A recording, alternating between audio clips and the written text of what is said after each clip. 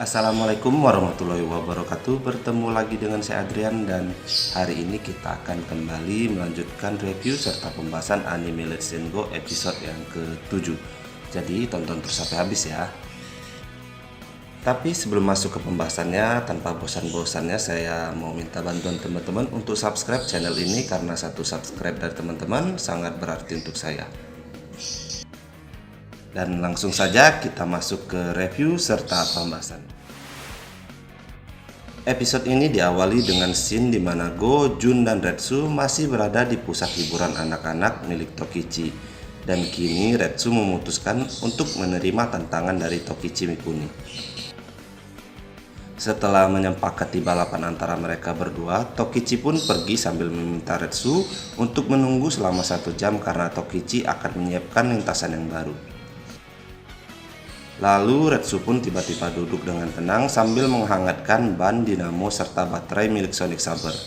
Melihat hal itu, Go merasa cemas dan malah memarahi Retsu agar lebih serius dalam mempersiapkan balapan berikutnya.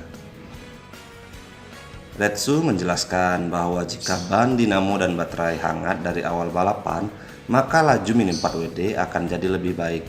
Kalau menurut saya ya, ucapan ini memang benar ya teman-teman ya, karena sepengalaman saya, kalau kita jalankan Mini 4WD di tracknya, pada beberapa putaran awal laju Mini 4WD kita terasa belum maksimal. Tapi kalau sudah melewati beberapa putaran, baru terlihat kemampuan maksimal dari Mini 4WD kita. Yang mungkin ini pengaruh dari part Mini 4WD yang masih dingin sehingga kinerjanya kurang maksimal. Kembali ke animenya, saat sedang menghangatkan part Mini 4WD, tiba-tiba seorang anak dan ibunya menghampiri Retsu. Dan ternyata anak ini sangat menggemari Retsu serta Sonic. Lalu Retsu melihat anak tersebut membawa Mini 4WD Super Astute Junior. Dan ternyata roller pada Mini 4WD tersebut longgar. Jadi Retsu menyempatkan diri untuk mengencangkannya dan memberi pelumas. Melihat hal itu, Go yang memang sudah gelisah menjadi semakin khawatir dan kembali mengoceh. Retsu pun menjawab bahwa mempersiapkan dan merawat Mini 4WD sebelum balapan adalah tugas penting bagi pembalap Mini 4WD.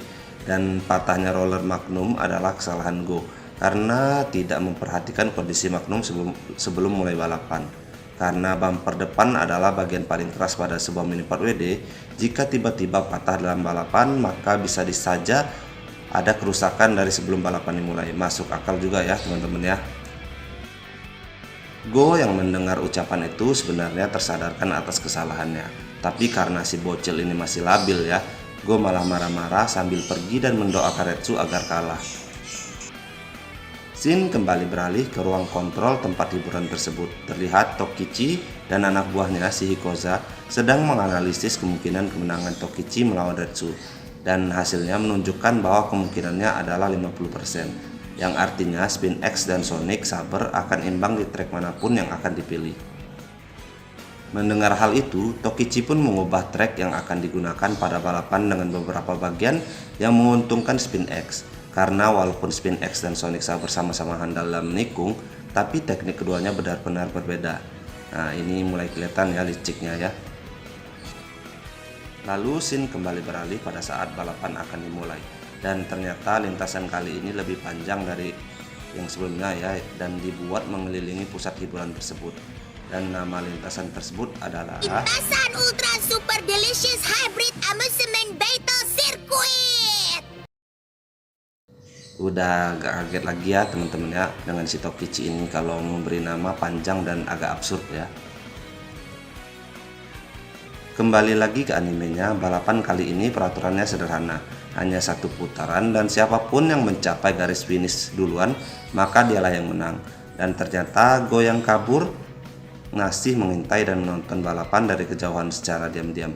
Dan balapan Speed X versus Sonic pun dimulai. Di awal balapan Sonic memimpin karena baterai dan part lainnya sudah dihangatkan, jadi startnya jadi lebih baik. Tokichi yang sebenarnya cukup cerdik ternyata juga terkejut dengan hal sepele seperti itu. Benar-benar cermat ya Retsu ini teman-teman ya. Tapi karena sebenarnya settingan dari kedua Mini 4WD ini sama, lama-kelamaan Spin X mulai menyusul karena part-partnya juga mulai memanas. Dan pertarungan sebenarnya akan dimulai saat memasuki tikungan. Di tikungan pertama, terlihat Sonic melaju cepat meninggalkan Spin X karena memang tikungannya berbentuk melengkung dengan diameter besar yang memang menjadi keunggulan Sonic. Namun di tikungan berikutnya yang berbentuk zigzag dan berdiameter kecil, Spin X melaju seperti halilintar dan menyusul Sonic. Sedikit saya jelaskan ya teman-teman ya. Di sini perbedaan cara menikung kedua mini 4WD tersebut adalah Sonic menikung dengan menyusuri tepi luar tikungan. Pendek kata, sambil menikung mobil akan lebih stabil walau dengan kecepatan yang cukup tinggi. Gaya menikung ini cocok dengan tikungan berdiameter besar, sementara Spin X berbelok dengan cara memantul dari sisi luar ke sisi dalam tikungan dan terus berulang. Hal ini membuat jarak tempuhnya menjadi lebih pendek dan karena hal itu, Spin X dalam tikungan berdiameter kecil akan dapat melaju dengan sangat cepat karena memangkas jarak tempuhnya. Ya sederhananya Sonic ini unggul dalam tikungan dengan diameter besar, sedangkan Spin X unggul dalam tikungan berdiameter kecil atau yang zigzag ya teman-teman. Kembali lagi ke balapan, saat ini kedua mobil memasuki bagian lintasan yang tidak memiliki dinding pembatas. Ini tentu saja merugikan Sonic karena Sonic ini menikung dengan menyusuri dinding pembatas bagian luar. Sedangkan Spin X, mobil ini akan memantul dari awal dan menabrak Sonic agar kembali dapat masuk ke lintasan. Hal ini membuat Sonic menjadi kehilangan kestabilan dan kecepatan. Emang biawak ya si Tokichi ini ya. Dan kejadian ini terus berulang saat kedua mobil memasuki tikungan berdiameter besar yang menjadi keunggulan Sonic. Benar-benar sangat merugikan Sonic dan Retsu.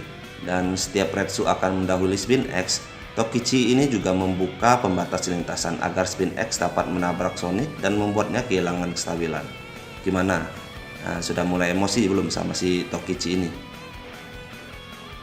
Tapi di tengah-tengah sengitnya balapan, si bocil di awal episode yang membawa Super Astro Junior malah menjatuhkan mini 4WD-nya ke lintasan. Si Tokichi yang memang biawak ini ya, malah akan menabrak dan menghancurkan mini 4WD itu. Tapi Retsu yang melihat hal tersebut berlari dan mencoba menyelamatkan Super Astro Junior yang hampir tertabrak.